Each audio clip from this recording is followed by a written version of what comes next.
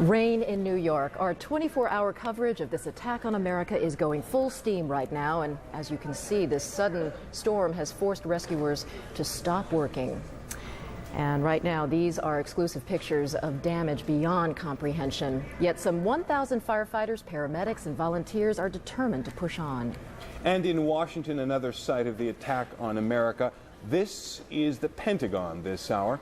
Again this morning, we're live in New York and Washington. Good morning, I'm Carol Lynn. And I'm Jonathan Mann. Thanks for joining us. It is a busy hour. We have an enormous amount of information to share with you, from the latest on the investigation to the heartbreaking search for the missing.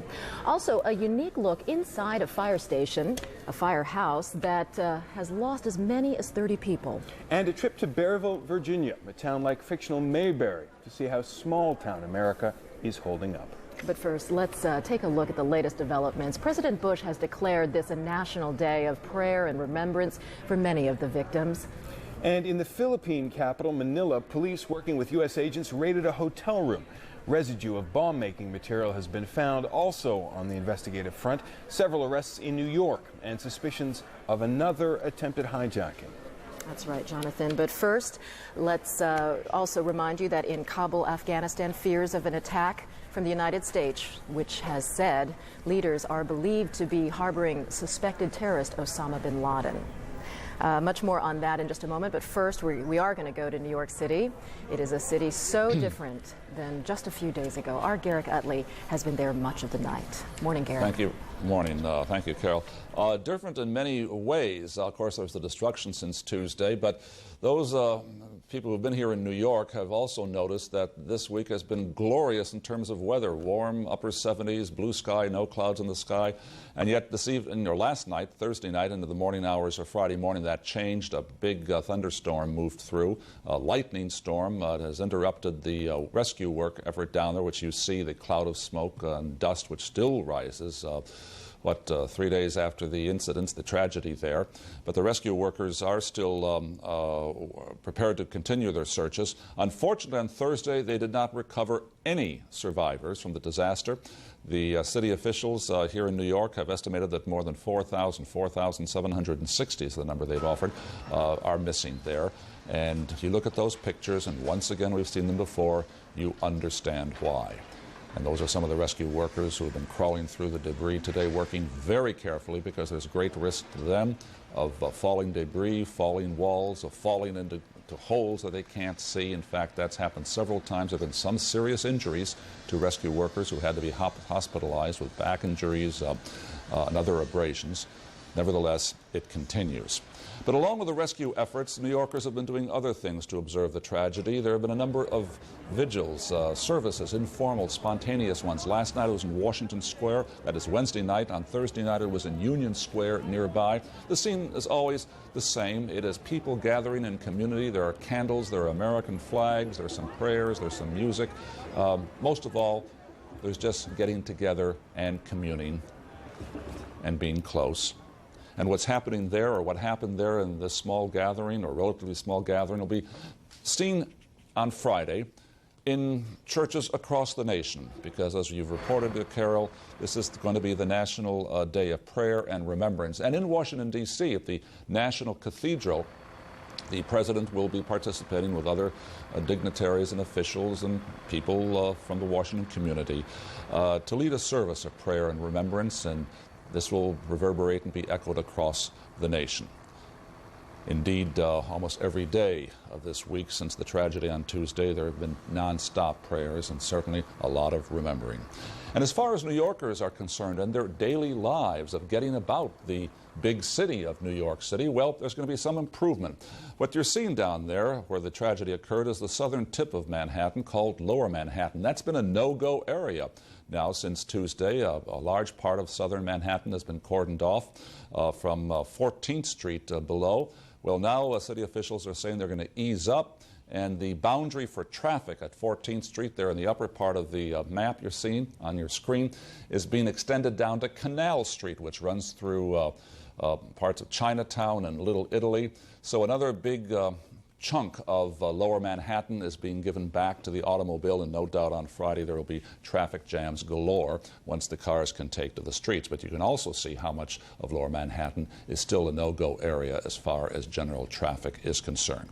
So that is really where we are, and an interesting test for New Yorkers on traffic will occur tomorrow. President Bush comes to the city following that service in Washington, D.C. He'll attend a service here. Normally when presidents come, there are traffic jams everywhere. It is a nightmare because the motorcade has to come in under tight security. This time, though, the White House has given no indication as to the precise movements of the president, where he's going to be at what time, obviously for security reasons. It's also going to be interesting to see whether special precautions are taken or measures are taken so that perhaps this time he doesn't tie up traffic the way other presidents have on their visits. Maybe he'll use a helicopter, who knows, to get to the lower tip of Manhattan. New Yorkers can only wish that. Anyway, he's expected to be here only for a short period of time before he goes back to Washington. That's how Friday is shaping up here in New York City. Back to you in Atlanta. Garrick, I know we had to pull you inside from your perch on the rooftop because of the weather out there. We do certainly hope it clears up for the rescuers who are working down south in lower Manhattan.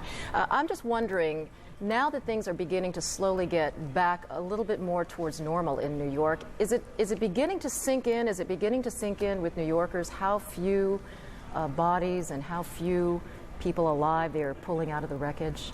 Absolutely. There's a very painful human process at work. We've been reporting, we'll continue to report, how people gather here at various centers to exchange information, ask for information. They come with pictures of their friends and relatives who are lost. They want to make any kind of information. They're always talking in the present tense about their loved ones as if they're still alive. I know he or she is down in the rubble. We want them to come back. And officials really aren't saying that hope should be abandoned. They're letting people go through the natural process. And at what time, at what day, and how many days after Tuesday will these New Yorkers have to accept, or will they accept, or want to accept, that perhaps their loved ones have been lost? Nobody can put a time on this. This is a decision, the most painful human decision each human being has to make. But I suspect over these coming days, it's a decision that many will have to make. Many of the friends and relatives of those 4,760 people, at least that number, according to city officials, who are missing. Yeah, Garrick, it certainly made all the more painful for so many people who actually heard from their loved ones after the first plane went into the first tower. People confirming with them over the cell phone, I'm okay, I'm getting out of the building, and they haven't been heard from since. So certainly the mayor of New York trying to prepare people for the worst. I think they are prepared for it, but it's going to take, I suspect, several more days, probably the first part of next week, and then the evidence will speak for itself. Right. Once again, no survivors were pulled from the disaster area there yesterday on Thursday. All right. Thank you very much, Garrick Utley. We're going to go to Ground Zero in just a few minutes. Alessio Vinci is covering the rescuers there, but first, right now, to Jonathan. New York officials are expected to announce shortly when they'll reopen area airports after suspicions about another hijacking attempt shut them down yesterday. Authorities say they've arrested 8 suspects, some with fake IDs and one with a phony pilot's license. CNN's national correspondent Mike Betcher wraps up the latest in the global manhunt for terrorists. As airports opened across the country, police were watching closely. A total of 8 people were arrested at 2 of New York's airports. At New York's Kennedy Airport, one man who was carrying a fake pilot ID was arrested. 4 or 5 other people trying to check in for flights at Kennedy were detained for questioning, either because they were carrying false documents or were in the country illegally. At New York's LaGuardia Airport, police detained at least 2 other men for questioning. After the spate of arrests and detentions, all New York area airports were closed again. A few other airports in the U.S. have also shut down once more because of security concerns. Attorney General John Ashcroft said FBI agents are making progress in their investigation, adding that they have identified the hijackers aboard all 4 ill-fated jets. The total number of hijackers, to our best estimate and our best knowledge, given the information at this time, on the 4 planes that crashed was at least 18.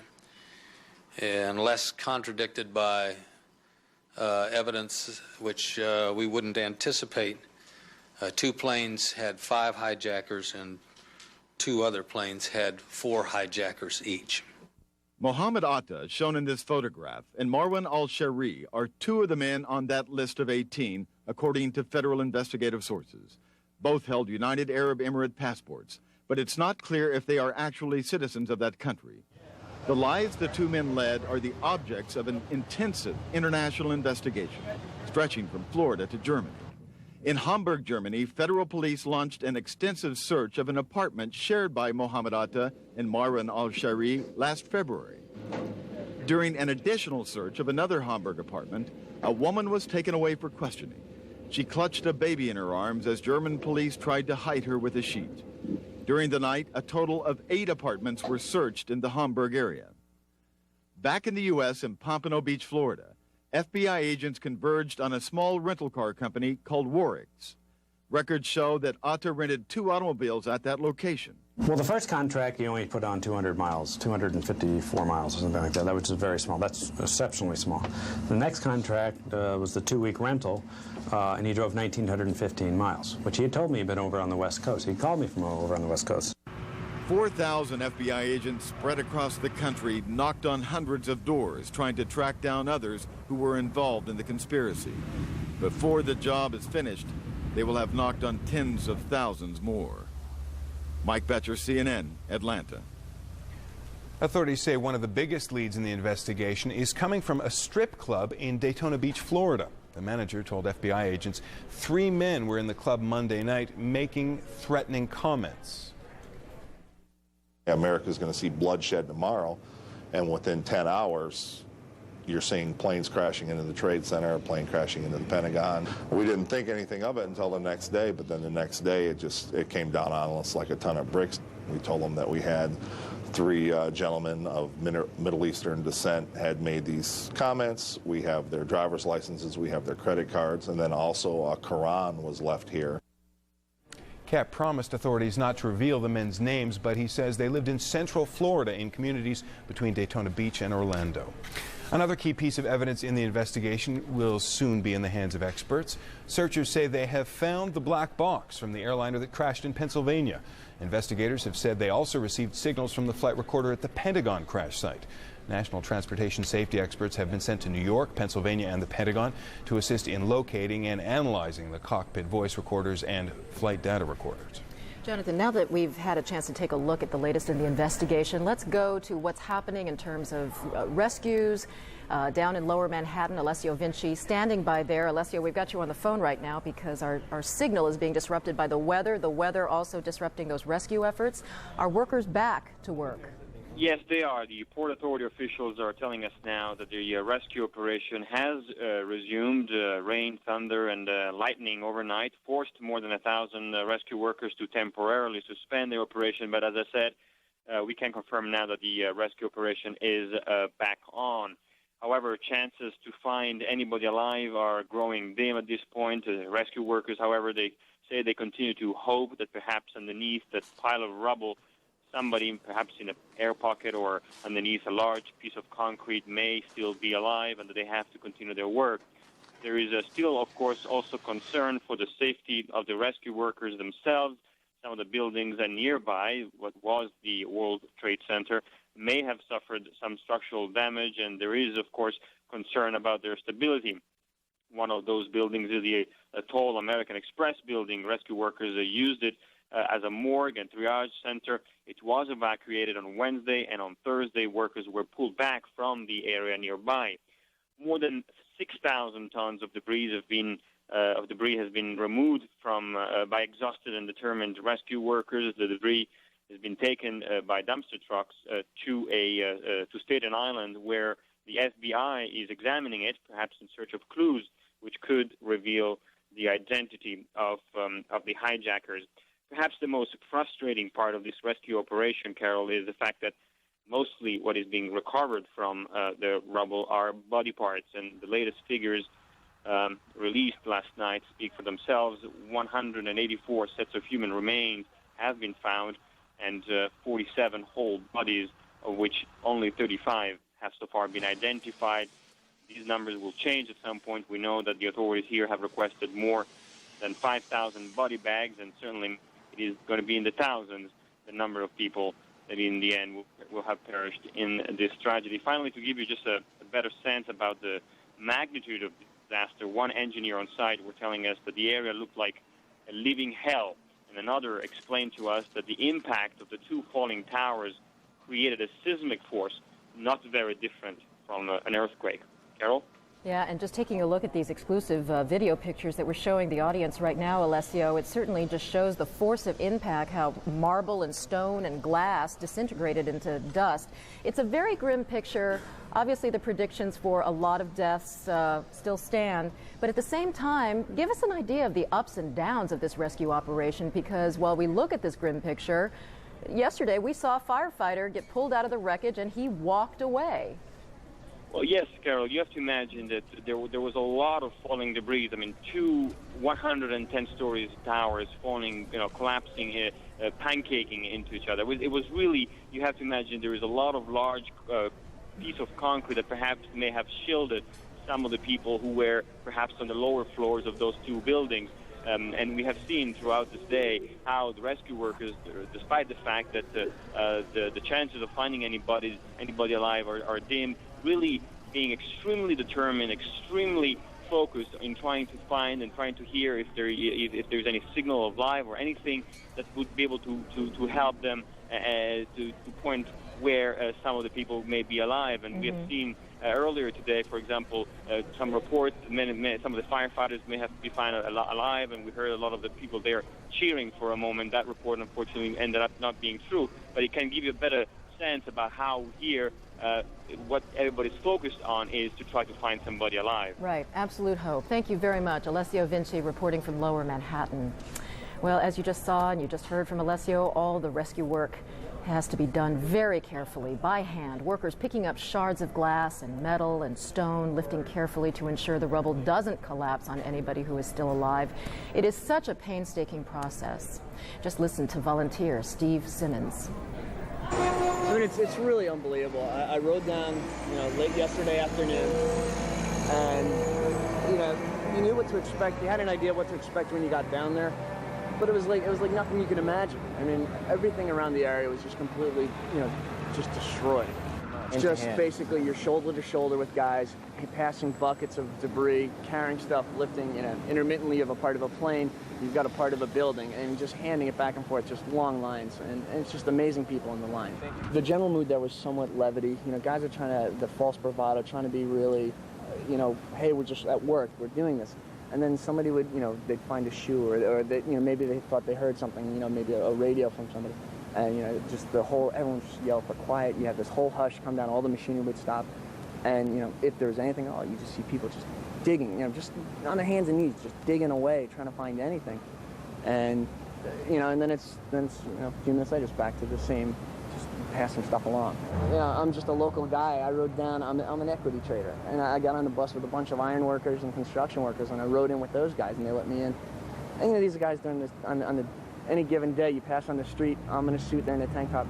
There's no contact. On the bus, it's like, hey, brother, let's go, let's dig in. And it's just this amazing resolve. Amazing resolve indeed, the human spirit there.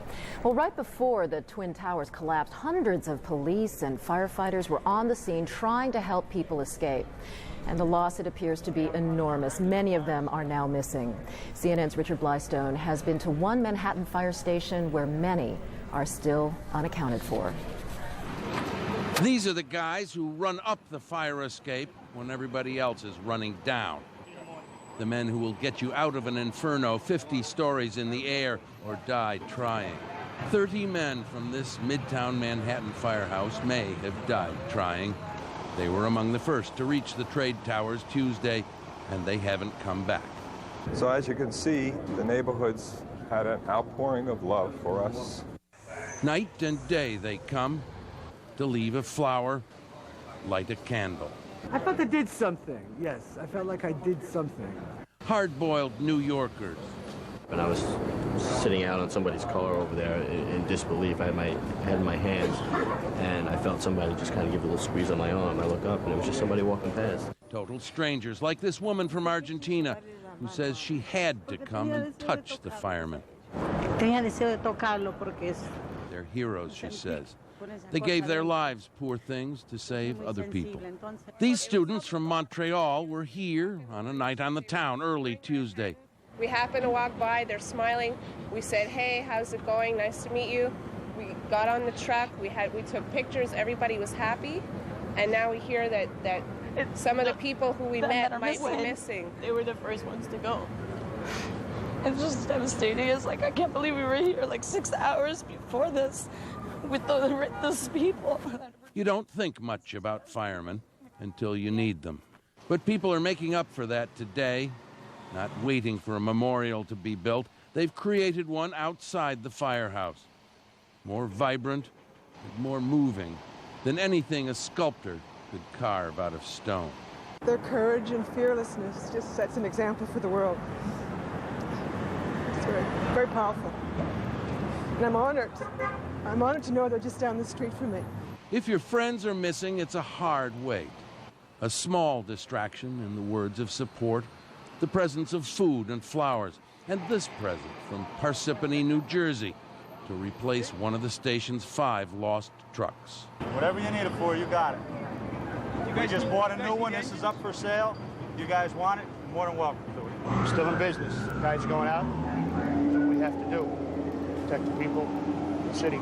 And so, those lucky enough to have done more than wait go home for a rest. Because it's not over. And it would be nice to think that in times to come, when the memories come flooding back, they will remember these as well. Richard Blystone, CNN, New York. It is not over yet for that family of firefighters, nor is it over for hundreds of families still searching for their loved ones. But the grim reality is beginning to take hold for many of these families who are gathering near the disaster scene at a national armory. They are filling out questionnaires, holding up photos, passing out homemade flyers with their missing relatives' pictures on them. It is a desperate search and a desperate wait. Elizabeth Cohen spoke with some of them. Last we heard, it was my sister. She spoke to him on Monday, and he was so happy that he just purchased his new house, and he was just really glad. And then he went into work on Tuesday, and we haven't heard since. I mean, it's such a tragedy. You know, we've been looking for him for 3 days already, and we haven't found anything. We stand online, swapping information so we can swap information with, other people that are missing their loved ones. And many people from his company are missing, is that right? Yes. Cantor Fitzgerald it was located between 101 and 104th, and that's where the impact hit the most. And it's just, we're waiting. I mean, we're waiting for some results, or for the company even to come up and step up and look for us and say, give us some little comfort, because we need their support as well. And we haven't seen them yet. Please, if anybody has seen my brother, please give us a call. You can reach us at 201-346-9018, or you can reach his wife at 1718-698-6982. She's desperately looking for him, or to hear about him. He has a daughter, 7-month-old, and he's really. Please, I'm the wife of Peter Mutos, and we just want to let all his relatives know, and Peter as well, that we're not going to give up until we find you. We love you. Where was he in the World Trade Center? He was on the 100th floor in building number 1. I'm hoping that this is a way for the media, who has more access than we do, to be able to go around and identify him or try to find him for me. This is the second time we're going through this nightmare again. He was also involved in the 93 World Trade bombing. And I feel that this time the media can help me, or, to find him, or get, if not a glimpse of hope, some answers as to his, whereabouts. I'm trying to keep the faith, and I'm trying just to search for him. I want him to come home. I'm looking for Salvatore Ziza, my brother-in-law, who has 2 young children at home and a very large family. And the pain that we feel, we express the same sentimentality to the thousands of people that are out on this street. As much pain as we feel, we wish everyone else here our best. The experience that we've had from all the authorities that we've dealt with including everything the girl before me mentioned, the same process, the same sources. Everybody is doing their best to help. There are thousands of people on the street from every organization and then some trying to help us all. Tell me, there seems to be sort of a brotherhood, a sisterhood that's grown up on this street corner. I haven't seen the American karma come together like this since the Vietnam War. Everybody feels the same way. Everybody has anger, but everybody has compassion. There is no script for what to say, and there's no script for how to feel. I've run into probably 10 people that have Marsh McLennan signs on their pictures, and I don't know their names and I don't know where they're from, but they've hugged me and they've cried with me together. Everybody is feeling the same thing. There is no script. However, we're reading off of the same lines. There is no script because the pictures just say so much. And we here at CNN, we're trying to help as well with the families. We're posting pictures of people missing in this tragedy on CNN.com, and you can email photos of missing friends or relatives to missing@CNN.com, or you can go to CNN.com and click on the link. We'll also post emergency contact telephone numbers for you there as well. For all of the devastation, for all of the smoke and dust that still hang in the rainy sky over lower Manhattan, for all of the lives lost or in limbo now, much credit is going to the architects of the World Trade Center, because it could have been very much worse. Their building design prevented what could have been a much larger disaster. CNN's David George explains.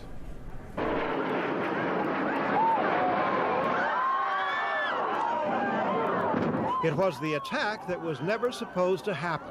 And when it did, what happened next happened just like it was supposed to. The building rocked like you were on a ship, and it swayed back and forth a couple of times. The World Trade Center's North Tower shook and swayed, but thanks to a design concept engineers call redundancy, did not fall, not right away. If the load carrying capability is disturbed or destroyed in one area, within reason, it should be able to, the structure should be able to transfer the load from that point and carry it down to the foundation using a different path. That's what happened at the World Trade Center. After the impact, the North Tower stood for more than an hour, long enough for hundreds, perhaps thousands, to escape. The collapse, when it came, was caused by fire. The fire was very, very intense and burned for a long time. The fire weakened that portion of the structure which remained after the impact. It was weakened by the fire to the point where it could no longer sustain the load. When the World Trade Center towers did fall, they pancaked onto themselves, minimizing damage to adjacent structures, just like the center's designers had intended should disaster ever strike. In the 90s, after Oklahoma City, many government buildings were retrofitted to better withstand bomb blasts. But when an airliner hit the heavily reinforced Pentagon, the seat of the nation's military leadership didn't stand a chance. A large jet full of fuel hitting a structure is about as severe as it gets. In the days after the World Trade Center tragedy, Georgia Tech's Barry Goodnow suggested it would be technically possible, but too expensive, to design a totally disaster-proof building, unless, he said, the building were built underground. David George, CNN. Let's check our latest developments now. This is a day for Americans to take time to remember the many victims of these attacks. Also, on the investigation, Jonathan, we've just learned that a hotel room in Manila has been raided by Philippine and U.S. agents. No one has been arrested, but they did find some bomb-making residue. And also here in the United States, off the coast of Florida, the Coast Guard has detained 2 people taken off a Carnival cruise ship. They want to ask some questions. We are looking into whether this has any direct link to Tuesday's terrorist attack. Overseas, Afghanistan's ruling Taliban say suspected terrorist Osama bin Laden was not involved in the attacks. Taliban leaders say, though, they fear American retaliatory strikes. We'll turn our attention now to the Pentagon, where a fire flared up again briefly overnight, stopping rescue work. Apparently, they're back at it now. We'll get more from CNN's Mark Potter, who was at the Pentagon. Mark? Well, Jonathan, that fire halted recovery operations for a while until firefighters could get in there and put the fire out. It took them about 25 minutes to do that. and no one was hurt, fortunately. As we can see from this live picture now, that fire is out. Recovery operations continue. However, there is a new concern being reported this morning. Officials are worried about weather reports suggesting that bad weather may come rolling in here, as it has already done in New York. And with the fragile structure there that we're looking at, there are concerns about whether the operation here would be allowed to continue. And they may have to halt it again. They'll just have to see. Right now, though, even at this early hour in the morning, those operations continue. The workers continue to dig through the rubble and to shore up the building. They're still trying to find bodies, and they're searching for the cockpit voice and data recorders, the so-called black boxes from the American Airlines 757, which crashed into the building Tuesday morning. The Pentagon says its best estimate now is that around 190 people died here Tuesday morning, including the passengers on that plane. The bodies are being taken for identification and preparation to the mortuary at the Dover Air Force Base in Delaware. Now, survivors of the attack are talking now about their experiences. Many of them have extremely dramatic stories about what happened to them when the plane hit and how they were able to escape alive. Indeed, we were indeed working about 100 feet from what I call ground zero. I was talking to a friend, a major friend of mine in the Army, who was calling up to ask if I had heard about the World Trade Center, and of course I did. Everybody in the Pentagon did. The whole Pentagon was abuzz that morning with the video footage of that. And she jokingly told me, you know, the Pentagon is probably next. You ought to get out of there. And we sort of chuckled about that. And she said again, I'm serious, David. You really ought to get out of there. And it was at that moment that I've described it as the gates of hell opening up. The wall that was beside me just simply crumpled, much the way that you would crumple a piece of loose-leaf paper. And you have a moment there to realize what is happening. And probably because she had planted the seed in my mind, I knew instantaneously what was happening. And I thought, we're under attack. And there was a brilliant flash of light which came from the corners of the wall which had given away. And immediately I was thrown about 25 feet back into the office next door. Still had the phone in my hand. Now, later this morning, there will be prayer services here at the Pentagon in conjunction with the National Day of Prayer and Remembrance called by President Bush. In the meantime, the daily operations here at the Pentagon continue in full amid reports from Pentagon officials that President Bush is considering calling up as many as 50,000 military reservists to help, we are told, with disaster relief efforts, and also to assist National Guard pilots who have been flying combat air patrols in the Washington and New York area. They're continuing to do that, we're told. They are also on standby at 26 bases around the country. Back to you. We've heard a great deal about how treacherous the conditions are at the World Trade Center, how dangerous the recovery work is there. The Pentagon, of course, is a much shorter building, and most of it still stands. Is it a safer environment for those who are working? No, it's not. There are still hot spots that have to be taken into consideration. As soon as the workers opened up an area, fire officials say the air got in there and triggered a fire from one of those hot spots, and workers had to flee the area right away. Fortunately, as I said earlier, no one was hurt. This is an unstable environment, and that's why they're so concerned now about this weather coming in. We don't know yet if it'll happen, but they are worried that they might have to halt recovery operations again. We'll just have to see. Mark Potter at the Pentagon. Thanks. Carol. John, this is, of course, the scene from the nation's capital, and we've been to New York City, but this terrorist attack stretches from these cities all the way to rural America. It is a tragedy uniting towns big and small. As CNN senior political correspondent Candy Crowley found in Berryville, Virginia. Berryville, Virginia is an hour's drive from the Pentagon, far enough away not to have heard terrorism's roar, close enough to feel its pain. I spent all day yesterday at the Pentagon working the fire. A pretty terrible scene. Yeah, it's about as unbelievable as TV doesn't do it any justice. It's horrible. After 48 hours on call, D.C. firefighter Craig Hageman came home to Berryville and bought a couple of flags. I believe in my country. I believe in everything we're about. And the more I support it, and the more everybody else will support it, and it's just keeping the faith. Berryville's the kind of place where the barber is a minister and the mayor and his mother run the flower shop. the kind of place where putting up flags was second nature. No meetings, no proposals. It just kind of happened. They came out late on Tuesday, and just sort of a spontaneous thing from the town office. So we decided that we have these flags that we obviously put up for Memorial Day and Labor Day and 4th of July and special occasions like that, and just thought this was a good time to put them out, just to show some support. They are everywhere now. They hang from the mirrors of Potter's Barbershop. Well, we all love a country, and we have big pride in the country, and it's hard to tell you what patriotism is. It's got to be inside. They decorate every table inside Jane's Lunch, a third-generation diner. I feel helpless here in Berryville. What can I do? I can't go to New York and help those people.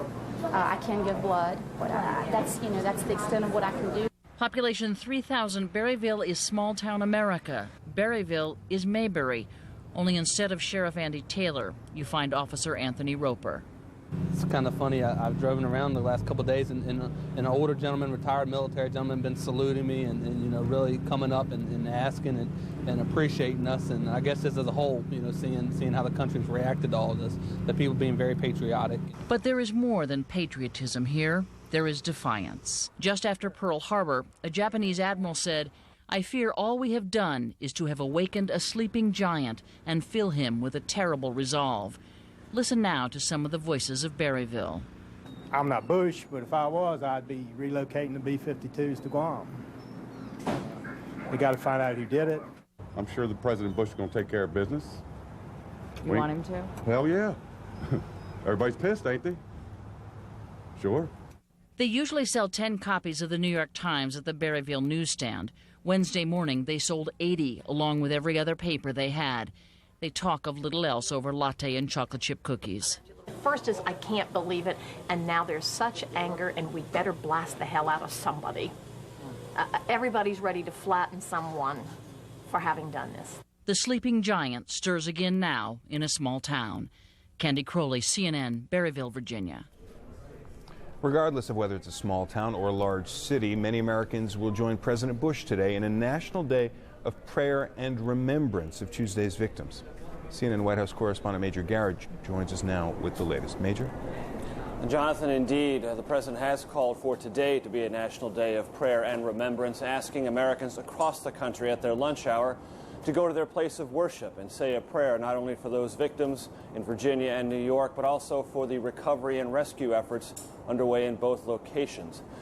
And today, early this morning, while most of official Washington slept, the first tangible efforts that those pledges of swift bipartisan support for President Bush are in fact real. The White House and congressional negotiators reaching a deal early this morning on a $40 billion emergency supplemental bill that will provide money for New York and Virginia to clean up and recover as much as they can, and also provide President Bush the financial wherewithal he needs to prosecute a counterterrorism offensive against those found by the U.S. government responsible for the attacks in Virginia and in New York. $10 billion of that can be made immediately available by the stroke of the president's pen. Another $10 billion will be released by Congress upon notification from President Bush. Then $20 billion will be set in the contingency fund that Congress will release after consultations with President Bush. Earlier on Thursday night on Larry King Live, House Speaker Dennis Hastert explained not only the reasons behind that supplemental emergency spending bill, but also a separate piece of legislation the White House and Congress are working on, providing President Bush the legal authority to prosecute a war against terrorism. We're working with them. We have to have this type of cooperation to make sure that both the ability to give the president the power is something that we can all agree on, and also the amount of money that we need to clean up the problems, to take care of our victims in Virginia and New York, and incidentally families that go through that whole Northeast area. And then go forward and fund the investigation and the ability to bring these terrorists to justice. Another obligation, of course, for President Bush is to try in some small ways to soothe the grief, to some small way minimize the trauma felt by so many. He's done so here in the Washington area on Thursday, accompanied by the First Lady Laura Bush. The first family went to George Washington Hospital Center to meet some of the victims of the plane crash at the Pentagon, consoling not only victims who were injured in the original crash, but some who were injured trying to rescue those who were injured in the original crash, and also meeting some of the doctors and nurses. The president saying afterwards he was very, very moved, not only by the suffering, but by the help and aid so many had provided those injured. The president will get a much larger dose of that experience later today when he flies to New York City, the epicenter of grief, suffering, and heroism, the center of New York, center of Manhattan, where the Twin Towers have collapsed. So many are buried, and so many others are working tirelessly to try to deal with the wreckage. Mayor Giuliani and New York's Governor George Pataki will be with the president, guiding him along both in an aerial survey and on the ground. Thursday from the Oval Office, the president talked to both Mayor Giuliani of New York and the Governor of New York, George Pataki, a Republican, saluting them on what he described as their heroic efforts to deal with this catastrophe in New York City and pledging all the federal resources available. The president will not only bring his ability to provide emotional and spiritual sustenance to those on the ground in New York City, but also, as I mentioned, the $10 billion of immediate federal assistance and promises of more, courtesy of the action by Congress, which is expected to be approved, by the way, by the House and Senate on Friday, and the president should be able to sign that legislation on Saturday. Those are many of the realities the president is dealing with. There is yet another one here in Washington. An eerie sense of trepidation, a sense of being edgy about the security of the White House and the surrounding area. On Thursday afternoon, the Secret Service extended the security perimeter around the White House, and all this morning in the darkness, helicopter hovers above Washington, above the White House, shining its searchlight down around the compound around the White House and the surrounding areas, a signal, a sign, visible and audible, of the heightened sense of security throughout the nation's capital. You can see it now, the light, the spotlight from the helicopter piercing the early morning darkness, just on watch. It's not a sense of panic in any stretch here in Washington, but very, very much a sense of precaution. Jonathan. Major, the president will be traveling to mark this day of prayer and remembrance. He was traveling, of course, on Tuesday when he and we learned of this enormous disaster. You were with the president then. Can you tell us about those first stunning moments? It was amazing. The thing that strikes me most, Jonathan, is that there is always a sense people have about the President of the United States, any President of the United States, and those who work for him, that they're always on top of everything, that they know what's happening in any given situation at any given moment. And I can tell you, never before have I learned that that's not true than that morning. The president went for an early morning jog in Sarasota, Florida, enjoyed it very much, joked with reporters afterwards about how good he felt, how brisk it was. He came to an elementary school in Sarasota, Emma E. Booker Elementary School. The agenda, reading to some students and then talking about education reform. And then all of that agenda, all of that very gentle, sort of low-level domestic agenda building was shattered by a phone call from his national security advisor, Condoleezza Rice, informing him of the first jetliner that had crashed into the World Trade Center tower. The president soldiered on, went on with an event to read a book to some of the children who were sitting at his very feet. As he was doing so, his chief of staff, Andrew Card, came in, gave him the grisly news that a second jetliner had crashed into the other tower, the World Trade Center. And the president hastily got up from that, made an announcement to the country that an apparent act of terrorism had been committed in New York City. Then the shocking, almost paralyzing news that the Pentagon had been hit by yet another jetliner. The president aboarded Air Force One, whisked away from Sarasota, leaving some of his aides behind, sitting in a press room, absolutely as stunned and ashen-faced as all of us, looking at the live pictures, as disbelieving as any set of human beings could be. Jonathan. Major Garrett in Washington. Carol? Well, as Major just reported, help is on the way, at least financially, for the city of New York, as well as the recovery efforts in Washington, D.C. CNN's Garrick Utley is here with more on that. $40 billion can buy a lot of help, Garrick. $40 billion will be very important for the city of New York because the impact, the financial and economic impact of what happened in Lower Manhattan on Tuesday, the scene we see right here, That's going to be very, very heavy, very, very painful, particularly because it comes at a time when the economy here has been slowing as it has been elsewhere across the country. Looking forward to this Friday, of course, as you mentioned, one of the big events will be the visit by President Bush. And what is unusual is that the security measures are understandably very tight. No details from the White House as to where he's going to go, at what time he's going to be there, what his movements are going to be. He's going to come. He will be expected to visit the site down there. He'll attend a prayer service before returning to Washington. As far as the rescue effort is concerned, it was interrupted in the early morning hours because of very heavy rain and electrical storm that moved across Manhattan Island. But the work now has been resumed. Unfortunately, on Thursday, no survivors were found, but the search will continue, of course, through Friday. In New York these days, we're really hearing two kinds of talk on the street, if you will. One, of course, is the grieving, the pain of what happened on Tuesday. The other is what happens now, a very pointed and very important question, which brings us to the name of Osama bin Laden, the name on everyone's lips. Secretary of State Powell has, in effect, fingered bin Laden as the prime suspect. He's the world's most wanted man today. But how much do we really know about him? That is to say, who he is, where he is, and what it is he really wants. The who is the easiest answer. Osama bin Laden is 44, a millionaire born in Saudi Arabia who has used his wealth to finance terror to fulfill his crusade against the United States. The where of bin Laden is mainly Afghanistan, where he built his terrorist camps. The Taliban regime there, which has sheltered bin Laden, has imposed its version and vision of Islam on Afghanistan.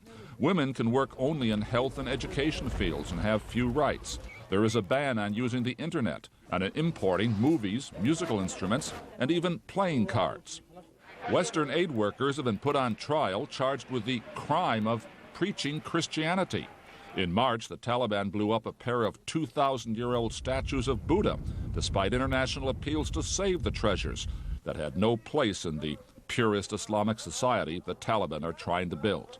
If bin Laden and the Taliban have much in common, bin Laden is more engaged in backing fellow Arabs in their conflict with Israel, which is backed by the United States, and in attacking the leaders of his homeland, Saudi Arabia, whom he sees as the materialistic pawns of a militaristic United States, which has stationed its troops there. And so it is the United States that has become, in Osama bin Laden's eyes, the evil enemy that needs to be cut down in size and power. Literally, brutally cut down. And there's also something else very important that makes Osama bin Laden different from other terrorists. Terrorism usually is used to achieve some tangible goal, land, power, political recognition. Not so with bin Laden. He's not asking the United States for anything. He just wants to inflict pain, pure and simple, for the reasons we just saw. And that's likely to continue until one day, in some way, something is done about him and it. Back to you now in Atlanta. Garrick, I'm going to tap your years of experience here as a journalist. It's not unheard of for government officials to use the airwaves to send messages to suspects such as Osama bin Laden. How much technology does he have access to? Do you think that he is monitoring the coverage here around the world? And do you think the United States investigators are trying to send a message in order to flush him out?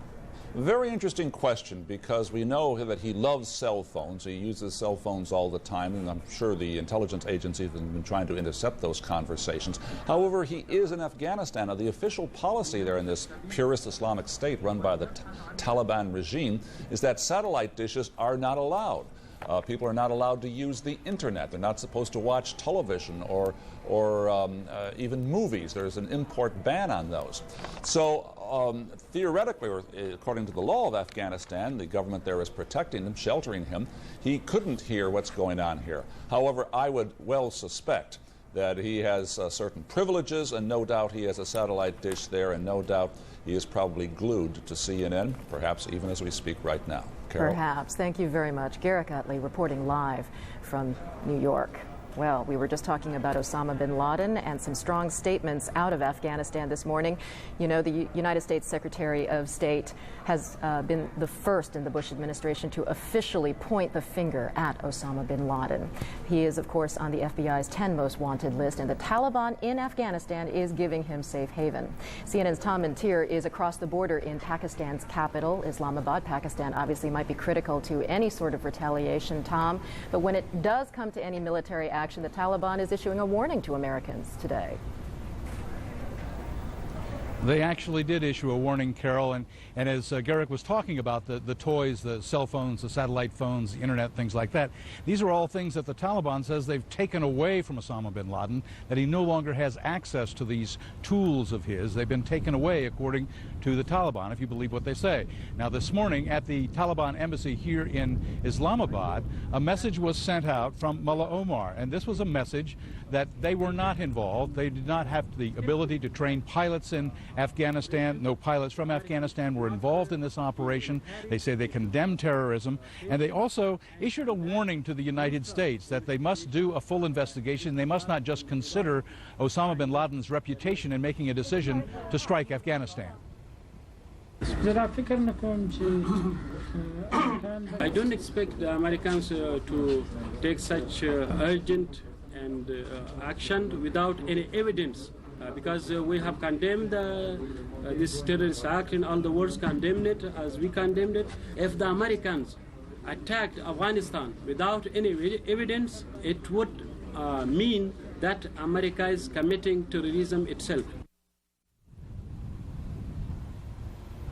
There have been no indications that the Taliban is ready or willing to hand Osama bin Laden over to authorities, but they have said in private conversations that if credible evidence is provided to Afghanistan and the Taliban, they would consider having him tried in an Islamic country, something that probably would not sit well in the United States. There has been pressure brought against Pakistan, both through the front door and the back door, to cooperate. The president of Pakistan has indicated that full cooperation will be given to the United States on this issue in dealing with its investigation. They will provide some support. Now, one thing that the United States has asked for is the use of Pakistani airspace if a military operation is launched, an air campaign, shall you say, against Afghanistan. This might cause some problems domestically for the Pakistani president, because he is not a politician, he is a military leader, and it could be a real problem domestically if indeed these airstrikes are launched with the implicit cooperation of the Pakistani military government.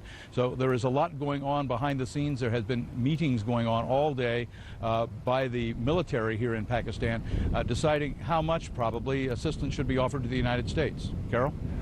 All right, thank you very much. Tom Mantir reporting live from Islamabad, Pakistan.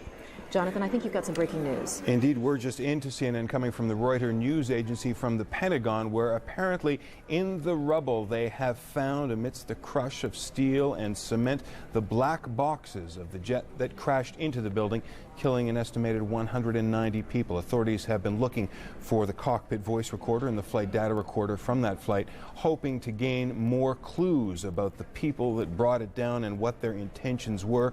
Now word once again from the Reuters news agency that the black boxes have been found. CNN's Mark Potter is at the Pentagon, and we're expecting to hear from him soon. Carol? All right, and while we wait for Mark Potter to gather more information on that, I want to pick up the threads from what we were just talking about in terms of Osama bin Laden and what Tom Mantir was saying in terms of how much access he might have, according to the Taliban, to the tools necessary to execute such a terrorist attack. And the next question we want to focus on here is, can the people of Afghanistan be separated from their ruling government's relationship with this known terrorist? We're going to go to Dominic Nutt for some answers. He spent the last 5 weeks in Afghanistan working for a group called Christian Aid, and he joins us this morning from London. Good morning, Dominic. Thanks so much for joining us today. Good morning. No problem. What can you tell us about what the people of Afghanistan know about the attack on the United States? I can tell you that 90% of the people in Afghanistan live in isolated rural villages, and their boundaries are the mountains that surround their communities. They don't have radios, they don't have televisions, they don't have newspapers. They will not have ever even heard of the World Trade Center or even New York. I promise you, these people have no idea what's happened about the victims in America, and I can tell you their hearts will bleed when they find out. Then what do they know about Osama bin Laden? I suspect they probably know a little about who he is or what he is, but really it's not something they particularly talk about. They don't even talk about the Taliban. All they're concerned about is that there's been a 3-year drought in Afghanistan. People are down to the last few days of food. When I was leaving, I promise you their biggest concern at the moment is how to keep themselves and their families alive. The graveyards are already filling up in the mountain villages. Their biggest concern now is for the lives of their families. So what you're saying is they really don't know anything about the relationship between the Taliban and Osama bin Laden. They don't really know what his reputation is, what he's been accused of. There are no standing loyalties to Osama bin Laden amongst the people that you have worked with in Afghanistan. Well, if I hear you correctly, in the cities, more people will know more about Osama bin Laden. They don't really sympathise with him. They don't sympathise with the Taliban, by and large. They really are a minority sort of regime. But the vast majority of Afghans don't live in the cities. It's a medieval society. Mm-hmm. They really have no form of communication. They will not really know anything about this man. They will have no feelings for him, no comradeship with this man. That is my strong impression. Thank you, Dominic. Well, then let me ask you this about the Taliban's statement this morning. They say that there are no planes in Afghanistan, there are no places where Osama bin Laden's lieutenants could train pilots, that he or his people, his followers there, have not had access to any kind of communications, satellite phones, cell phones, etc., that it would be impossible for Osama bin Laden to actually execute this sort of planning. Well, to be honest, my understanding of the Taliban, or my impression of the Taliban, which is not very deep, is that it's a fairly inefficient, shambolic organisation. Whether they really know what they're talking about half the time, I don't know. It wouldn't surprise me if this was true. It wouldn't surprise me if it wasn't true. All I know is that it's not a regime. It's not a completely consistent regime. Mm-hmm. It's almost a system of fiefdoms. Isolated organisations, Taliban power areas in one area, less power in another area. Kabul and Herat might not be in communication. One area from another might not be in communication. So really, you take what they say and you wonder whether they actually know what they're talking about. But you know what they're also saying, Dominic, is that if there is any sort of military action, a retaliatory strike in Afghanistan, that innocent people will lose their lives, and that any sort of retaliation would only add to the misery of people who live in Afghanistan. Well, I would agree with that, and I would go further.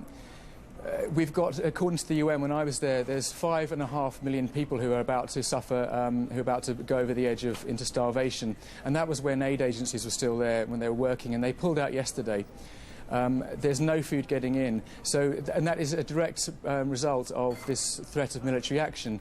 So over and above any bombing and any casualties for bombing, we now have a quarter of the population being held ransom. Now, I understand the reasons why the US and its allies feel that is necessary. But enough innocent civilians have died in America, and we've had messages from Afghanistan expressing the deepest sadness for what's happened. But please, I would say, we do not need any more deaths of innocent civilians who know nothing about the plight of American people. Dominic Nutt with Christian Aid, thank you very much for sharing your perspective. Sometimes it is difficult to separate people from politics. Jonathan? And we're now in a position to confirm that in an investigation that stretches all the way around the world, some promising progress here in the United States, the discovery and retrieval of the black boxes from the rubble at the Pentagon. CNN's Bob Franken joins us now with more on the story. Bob? Good morning, John. Pentagon sources confirm that they are about to put out a news release saying that overnight the black boxes, those are the ones that record data and voice information, on the American Airlines 757, which crashed into the Pentagon, causing such a calamity. The black boxes have now been discovered overnight. We had reported yesterday afternoon that officials had heard pings